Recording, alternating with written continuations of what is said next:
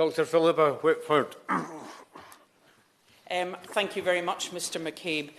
This is a particular issue for Ayrshire, as my colleague has pointed out, that there was a large digital site there, which then became taken over by Compaq and then Hewlett-Packard.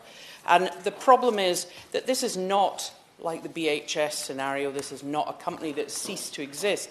This is a company that actually does exist, but is choosing not to upregulate these people's pensions. As was mentioned, they have had a miserly 2 upgrades in 15 years under HP of their pre-97 contributions. And the problem with that is it means that, in actual fact, the buying power is almost cut in half. And as was mentioned, they've lost £24,000 each.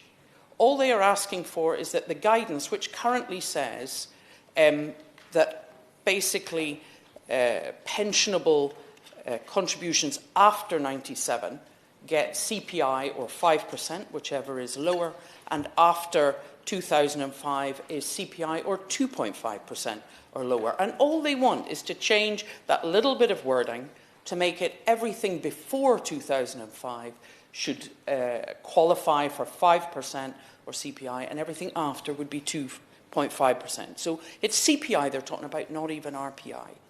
And as was mentioned, they're not asking for it to be backdated, but literally their pension is withering on the vine. And as they get older, that will continue to wither. And as the honourable gentleman opposite said, it is indeed the older pensioner who will have a larger chunk of their pension is pre-97 and therefore is actually not giving them the return that they counted on. Now, HP is not skint. HP is a big company making a lot of money. They sell a lot of IT within the UK, and they account for 25% of public IT contracts. Along with other FTSE 100 companies, they are paying much more out in dividends to shareholders than to correct their deficits. And it's estimated about 5 times what they are putting in to cover deficits. And this is something that maybe the government should be looking at. We hear that defined pension schemes are struggling because the company can't afford to put the money in. If you actually would be willing to pay 20% into correcting your deficit and 80% to shareholders, that seems to me already a pretty generous solution, rather than leaving the pensioners to just struggle.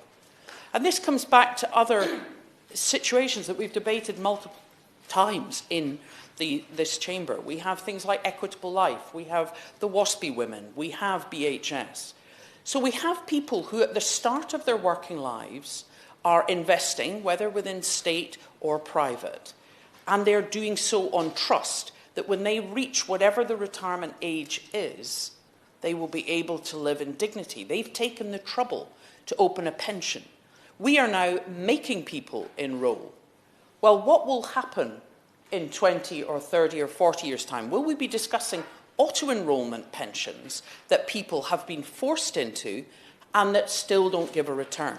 And I think it is our role as legislators to ensure that the goalposts are set and dependable so that people who sign up to pensions know what they're going to get.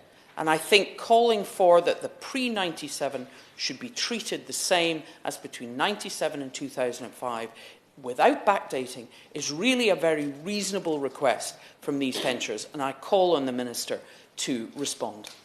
Yeah.